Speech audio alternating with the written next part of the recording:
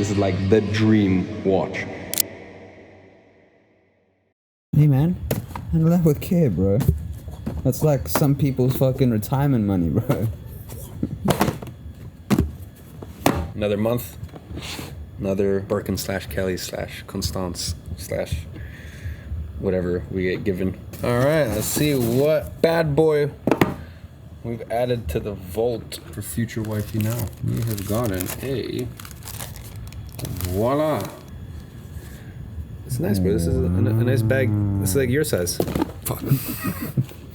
It's like your size. Wow. Yeah. So. Wow. You keep your whole lipstick in there. Bro, I don't think it even fits an iPhone in here. I don't think... no, it does. See. That's how much you can fit inside. So I guess you can fit an iPhone, I think. From what I remember. Not a Max, huh? Fuck. Can you? Wow. I don't know why. I remember you were able... That's crazy. Okay. Yeah, and then you got like a little shoulder strap. Nice. So you put that shoulder strap so you can do crossbody. I think I should get one for my camera. I think realistically that would make sense. Yeah. Before Amara. Before... If I get you a mini Kelly before Amara... that's too funny.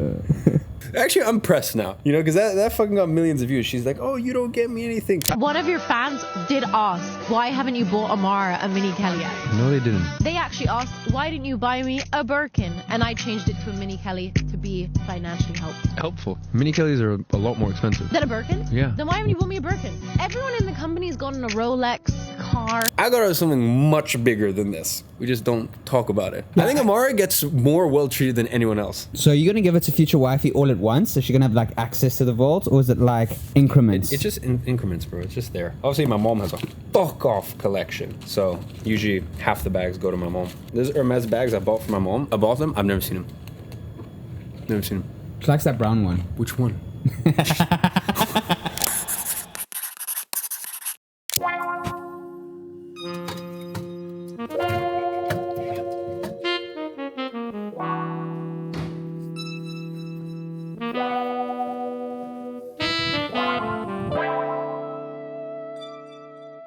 Currently 6:15 in the morning. I'm going back to the old days. I'm vlogging solo today. Alex is obviously away for Christmas. So yeah, I'm doing this whole solo vlog thing. So this will be interesting. This will be new. So yeah, anyways, 6:15 in the morning. I'm definitely no longer a morning person anymore. So we're not having one, we're having 2 big days to give me a little morning wake up. Just a heads up that these are out of stock. You guys just go crazy with a big day. So as always, heading off to the airport now. I will take you along with me. Going to Belgium for a couple days, buying another horse out there. And then from there, just gonna drive down to London and then spend a couple days with my mom for Christmas. And yeah, a few other bits and bobs to do in London. Picking up a watch I've been wanting for a long time and is one of the few kind of Grail pieces I had left.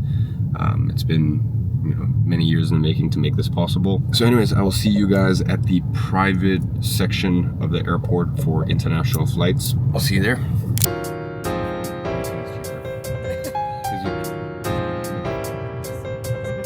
Alright, so this is the lounge. I think I've shown this in one of my other videos, but quite chill. Just come here, it's a private room, and you basically just sit, chill, order whatever it is that you want to order. Having some scrambled eggs and caviar this morning. You know, it's so funny for me with the whole caviar stuff. I don't know if I've ever said this before, but my mom, her main work was she used to sell caviar back in like 2002, 2003, which sounds super fancy, but like growing up, caviar, especially if you live in Russia, or at least at that time, caviar is like eggs. Like it's not like a fancy thing, especially where we're from, which place in Russia called Dagestan, right next to Caspian Sea. Poor people have caviar in their freezer. Like it's not like a fancy thing whatsoever. You know, it's just funny as I like grew up and ended up doing okay for myself financially, and then I just see like caviar sprinkled on stuff as this like super rich person food, or you know, the price of caviar per tin. And you know, it's just funny, like I have the memories of growing up being in Dagestan and it's like you have caviar with your breakfast. Like it's just like a cheap thing. And I don't know, maybe if just because it was in Russia, and especially where I'm from in Russia, right next to the sea, I don't know, maybe that had something to do with it. But yeah, it's just like the whole caviar thing is quite funny to me. For me, food has never been something that I like really savor, I really enjoy. For me, food is food. I don't care if I'm eating instant noodles. I don't care if I'm eating like Michelin star restaurant. I don't care if I'm eating nuggets. I don't care. Like for me, it's just food is food. It's a pretty long-winded rant to say that in this lounge, in the private terminal, in the airport, they got caviar, gold-plated. That's another one that I find funny, like the gold-plated fruit. Like I think the fruit platter has gold shavings on it. Hi, good morning. How you doing? How are you? You want some food, please? Thank you. And my friend, what is that? Gold shavings on top? Yes, it's a gold. Yep. Yes. So, as I said, gold shavings on top. So, yeah, I don't know. I think with all this stuff, it's very much a gimmick. So whatever it is, let's enjoy this caviar and gold flaked fruit for breakfast.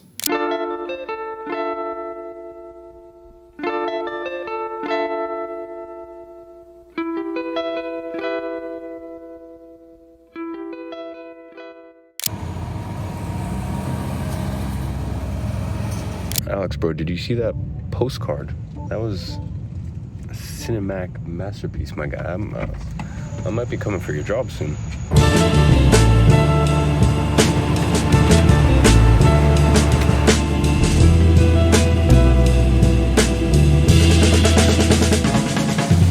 Alright guys, so I only got about maybe 3 hours of rest last night, so I'm gonna get a quick like 2-3 hour nap / semi-sleep in, and then once I wake up I'll kind of run you through this suite, because this is not one of the common first class suites that you see. It's only on selected routes. It's usually when I go to Geneva, Zurich. Obviously this is actually my first time going to Brussels, I think, so at least flying to Brussels. So I've been in this suite quite a few times in the past, but I would say like 80% of my flights, or no, probably even 90% of my flights are in the other configuration. So yeah, let's turn or bring down all the blinds.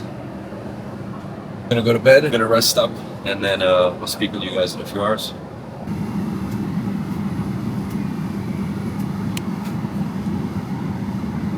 All right, at this point, woken up, had a great little nap. Now time for a coffee. So obviously there's no big day up on the plane, but what I do bring with me everywhere is the big day electrolyte sachets. So at this point, dehydrated as shit. So I'm gonna get some salts in, we're gonna get some electrolytes in, put it in here with some water, crank out a couple hours of work. Luckily on these refresh 777s, the Wi-Fi is like amazing. So you can get a lot of work done, lots of communication, probably do a bit of reading as well. Do some general thinking and planning as well for 2025. Basically finalizing on the purchase of a software company. I actually finalized on the purchase of a software company last week as well. This week's investment is substantially larger than last week's one, and this one I would say has a few more moving parts, including getting our office in Dubai squared away for probably want to have it open by Q2 at least. So yeah, a lot to think about, a lot to do. Very, very exciting 2025. And I think maybe throughout the rest of the trip, I'll kind of reveal a little bit more, just because in general, for years, I've kept quiet about a lot of stuff. I kind of play dumb online. I don't really show my cards. I don't really talk about what I'm doing in the businesses. So yeah, let's have some coffee, get through a bunch of work, and we'll touch base soon.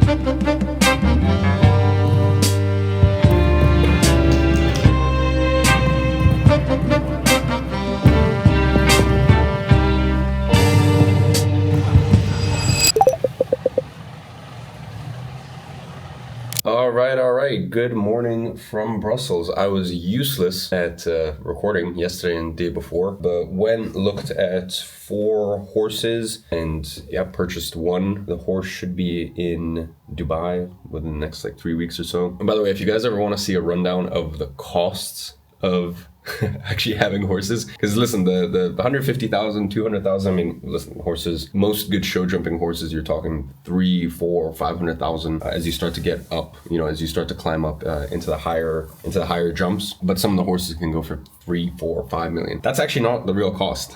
I would say it's kind of like It's kind of like a yacht or a jet. The real cost is the maintenance, the travel, the shows. I mean, like for example, even taking the horses to Europe for the summer, you know, you're looking at 30, 40, 50, 60 plus thousand, sometimes even up to 100,000 depending on how many horses you have. So that's actually where the real costs are. So if you guys ever want me to do a breakdown on that, let me know. For now, I told Rebecca, my assistant, to pencil in a few hours before I have calls, meetings later, just to kind of explore Brussels. I don't have much time here. Tomorrow I'm going to head to London for Christmas with my mom. So on today's agenda is exploring a bit, and then I have some regular C-suite meetings at 3 p.m. At 4 o'clock, I have a call with the team at Gadzhi, just planning everything for 2025. By the way, if you guys are wondering, obviously always wearing the G1s and also wearing this Gadzhi velvet cap that we actually send out to customers when they buy 2 glasses or more, but these are actually sold out at the moment. So anyways, after that, we have 2 hiring interviews as well for the eyewear company. We actually just closed on an office, so in a beautiful location in Madrid, so that'll be opening in January. And I put on my story the other day, we're looking for an e-com operator, so basically like a right-hand person, someone who has experience with D2C e-com brands. In full transparency, Gadzhi did a few $1 million in 2023. Bear in mind, that's like we just turned on retargeting the last couple months, so maybe that's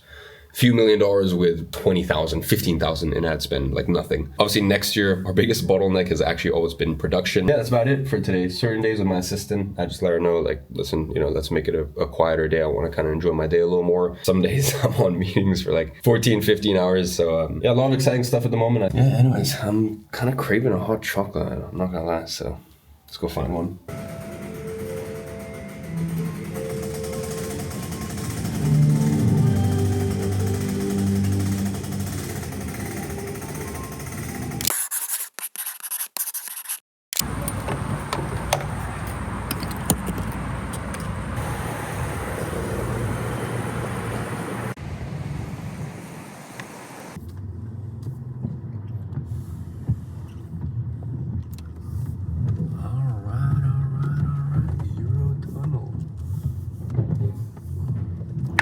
Okay, so Cullinan review. I've driven Cullinans a few times. Every single time, I remember why I hate them. I think when you go from like your first ever Rolls Royce is a Rolls Royce Phantom, it's kind of like anything after that is just a bit like underwhelming. For me personally, I don't know, maybe I'm not like a old man yet where like I want to have that like floaty feeling to it, but for me I want a little bit more responsiveness if I'm driving. And I don't know, maybe I'm like old school, but I'm one of those people, if it's a Rolls Royce, it's to be driven in. So anyways, all that to say that the best chauffeur car is a Phantom, no question about it. The second best chauffeur car is a Range Rover SV Signature Suite. Listen, honestly, I get it. People, sometimes you can't afford certain things. Honestly, I totally understand. Maybe you can put on a pedestal or this or that. I'm just telling you, in life, not everything that's expensive is worth it. I'm in the opinion that no matter how much money you make in your life, you should still buy things that are worth it. Or also the other thing is some people love Cullinans, and I get that. That's nice for them, you know? So whatever you're into, you should buy. I'm just telling you my personal opinion as someone who,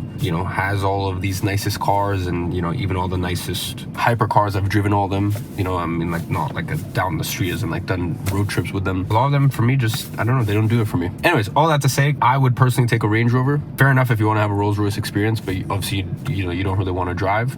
I can see a case for it. My only thing I would say is if you're in a place like London or something where you've got tight streets, please do not get a Cullinan. Like this car is going to London. The second it arrives in London, I'm swapping it out for a G-Wagon.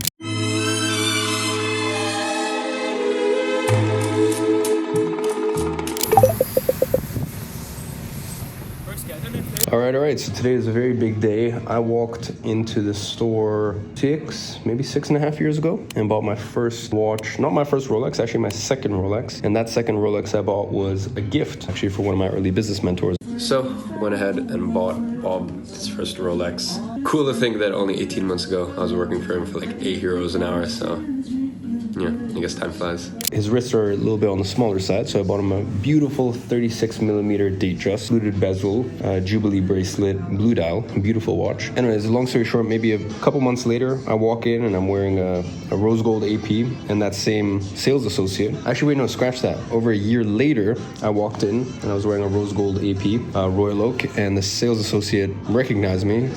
We started chatting. He's like, oh, you bought a watch about a year ago, right? That Datejust. And I was like, oh yeah. Anyways, 5 5 years later and approximately about maybe 100 Rolexes later. But the point is, about half a decade later, I'm picking up what is my Grail watch, what is my dream watch from Rolex, which is a Rainbow Daytona. Now, there's a few different variations of Rainbow Daytonas, but this is the one to me that's the most like palatable, the most wearable. And if you guys know anything about watches and Rolexes and stuff like that, like listen, to be assigned a Rainbow Daytona direct from the brand is, because obviously, listen, there's many different Rolex stores, and technically Rolex doesn't actually sell any watches.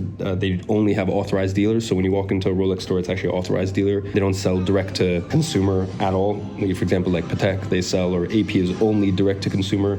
They have no ADs. But nonetheless, every single Rainbow purchase needs to get sent straight to the head office of Rolex. They do background checks on you. They do basically just, they need to everything about your life, even down to like your lifestyle and sort of what character you are and this and that. So it's definitely been some time in the making. There's definitely very few watches that get me excited. This is one of those watches that gets me excited. It's just, it's a beauty. Of course, the gem set is on the louder side. And these days, I'm not a very loud person in terms of my style. But the way the gem sets are set and the fact that it's white gold, because actually for the longest time I wanted rose gold. But a few months ago, I actually got given the option for multiple different colors. And I actually decided on white gold. I just think it's the most manageable day to day in terms of wearability. So yeah, man, it's crazy. Our Rolex is the toughest watch to get, and there's only a couple pieces made globally in the world per year, and obviously there's millions and millions and millions of customers in the world. So to have a watch that they only make a couple of, and everyone wants, anyone who shops a Rolex and spends big, this is like the dream watch. So yeah, it's definitely a great honor to be able to get one direct from the brand, be able to have one on my wrist. Okay, once it comes back and it's just getting sized, I'll show you what it looks like. I found my love in Portofino, perché nei sogni credo ancora, lo strano gioco del destino a Portofino m'ha preso il cuore, nel dolce incanto del mattino, il mare ti ha portato a me. What do you want, Sebastian? What do I want? 300 ml liquid. And a BBJ. No, I wouldn't want a BBJ. The BBJ was nice, but I wouldn't want a BBJ. No? No. Why? It's just the upkeep. It's crazy. I'm a humble man. If I had 300 ml liquid, I would have a Challenger 350. How far could that take us? Anywhere through Europe. I'm telling you right now, even if I had a jet, I would still take Emirates first class with the private terminal. Our exact setup right now. Except for a BBJ. BBJ was the first one I was like, okay, cool, fair enough. I would actually take BBJ over first class, long haul. It's a little bit creepy though, long haul, like being on that plane alone. Yes, it is. You know what I mean? It is kind of weird. Yeah. Challenger 350 is perfect for Europe. 8-seater, comfy, spacious. I do the configuration with a couch. Yeah. Rather than like the 8 individual seats, couch, 2-seater, 4-seat. Clean, airy. A blow-up mattress for Nala. Now she can go into your lap. Today we are spending the day with some GCC members, so there's a multi-day itinerary booked out. I'm spending the entire day with the Inner Circle members today, so we got a Sky Pool for sort of Q&A mastermind session, then we're having lunch, then we're going on the boat, and then tonight I think it's dinner and drinks at Verde, and then tomorrow, as I said, there's a longer itinerary for all of GCC, but tomorrow is a general GCC dinner, so I'm going to go to dinner tomorrow, so yeah, it's going to be fun. This is the 4th event this year. So, yeah, ending off with a bang in Dubai. The weather is like so crazy, bro. Yeah, very windy. It's like, it's very windy. It's very like airy. Normally, like when we jump in the cold plunge in the house, it's like after it's nice because you can stand in the sun and warm up straight away. Now it's like fucking chilly, bro. Mm-hmm. Amazing job to Ali and Luz for putting this whole thing together. I know a lot of you guys traveled from all walks of life all over the world to come join us, so I just want to say very honored that you're here today. I know we're starting off with some Q&A, so any way I can help you best, I'm an open book. Any questions, any way I can serve you, just let me know.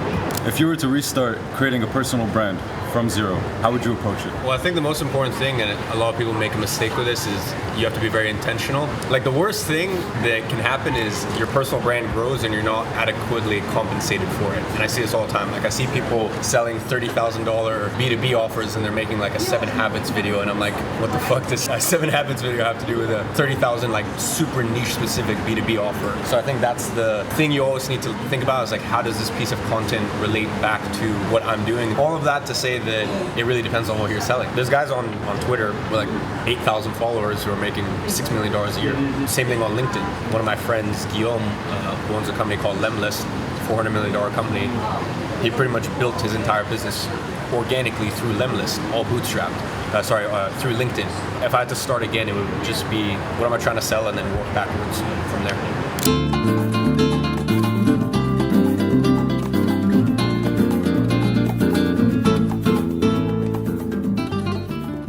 My main question is, do you think it's healthy and it's good to remove yourself as a personal brand from your main business so it can be independent? And what's the right way to do that? Because I want the business to be independent.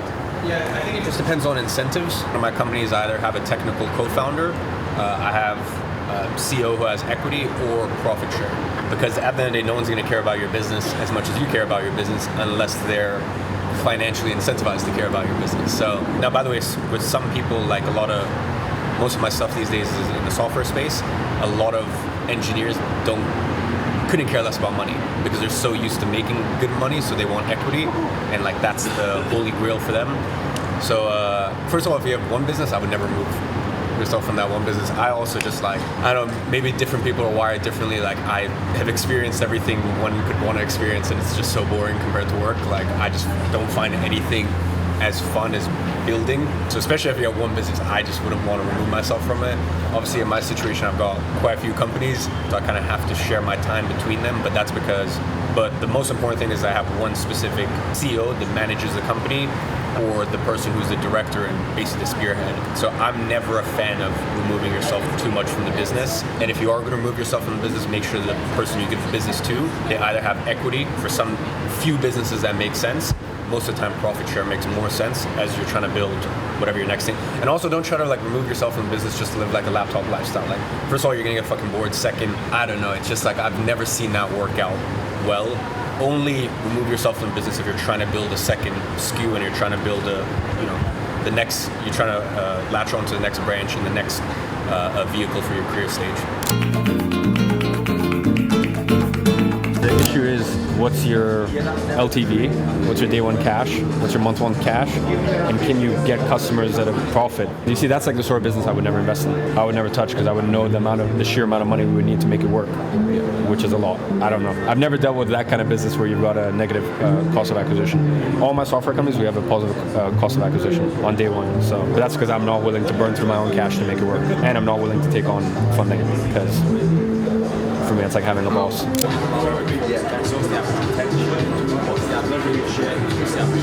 I joined the Gents Croquet Club back when it first founded, back when it's pre-mint. So I was one of the first guys that got into the club, and I was very happy about that, because in this community, this club alone, you can find like-minded people that at some certain level, the more you get successful in your business and what's so not, it's hard to relate to people, especially when you're from a different background and what's so not. So this club alone, you will find people like from different ages, from 18 to like 40. For example, my Brazilian brother there is like 40, he's giving like life advices. Or now someone like 18, we are giving him life advices, which is very nice. And also the different aspects, business-wise, software-wise, life-wise, and overall the whole experience and the vibes. Meeting with people, chatting with people is full of energy. You come back home to your office and you feel energized to work even harder, even though you're successful at some point, but you feel like you want to be more successful, because the energy in this room alone can literally build an empire.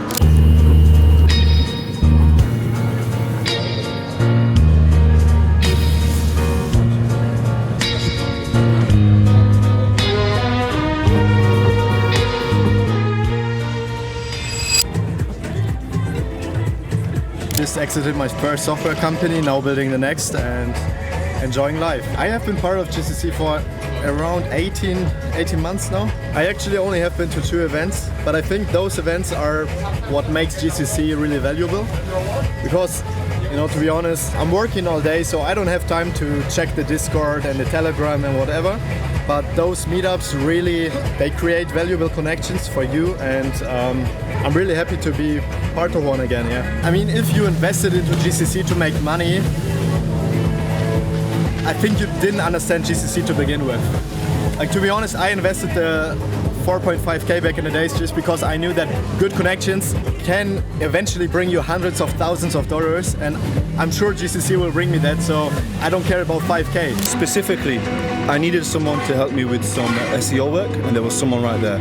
And I needed someone to help me with some video editing. There was someone right there. I even needed advice on like content, specifically on how to do the production of content, and there was someone available to speak to. And then aside from not meeting the right people, which has made me a lot of money, I then have also met some great entrepreneurs that have become great friends as well. I have a very high standard of a friend, which is they need to pass a certain criteria, because I need to qualify people who come into my life. And the people that I've come into contact with through GCC, they seem to be already pre-qualified to be that type of person. When you're building like production, you're thinking about, right, I'm going to go out and today's shoot. What did you think about, like, how are you envisioning? Are you envisioning the end product? Are you doing a storyboard? What do you do? Depends how much time I got to plan. I think obviously, like anything in life, like it becomes second nature. So I can rock up on a day and I know what I need to do to make it look good, because I've been doing this. But what is that? It's just picking up on the things that people don't look at in terms of aesthetics wise. So you got two things. You got aesthetics, and then you've got the actual content, which is the organic interactions with the individuals, right? And it's also being a cameraman per se, quote unquote, for a better word. Iman doesn't brief me to like, hey Alex, go and chat to everyone in GCC, ask them these questions. He doesn't tell me to do that. I go and do that, right? I go and interact, I go and I try. You know why? Because I care about Iman, I care about his brand. I get upset when I see people scorn him online that GCC's a rug pull or whatever. Does that upset you? Of course, bro. Like, because I know who he is, and I'm saying it as it is, and I'm not biased. It's just, the fact is I know who he is, I know his intentions, I know how much he cares. And it's like, it's so funny because we were chatting about it today. Iman's like, someone was like roasting me in the YouTube. They're like, oh Alex, this, that, or whatever. And Iman got upset in the comment section. Iman never gets upset. It's like so weird. When people come after you, I get upset. But when they come after me, I don't get upset. And I'm the same. Like when people come after Iman, I'm just like, what the fuck, you guys? Like he's the hardest working person I know. Literally the hardest working person I know. Bro, like I've lived with the guy for 2 years, right? And I am the self-proclaimed. I believe that I'm a hard worker. That guy is just like, I look at him every day and I'm like, he's undeniable. Like, he doesn't need to tell the internet half of the shit he does. I see it. And then going back, weaving all the way back to the initial questions that like, you know, I don't necessarily think it takes a superstar behind the camera. It's just that like, I respect Iman as a friend, as a boss, as a colleague, whatever you want to call him, so much that I would do as much as I can in my power to help elevate that and help perpetuate his truth.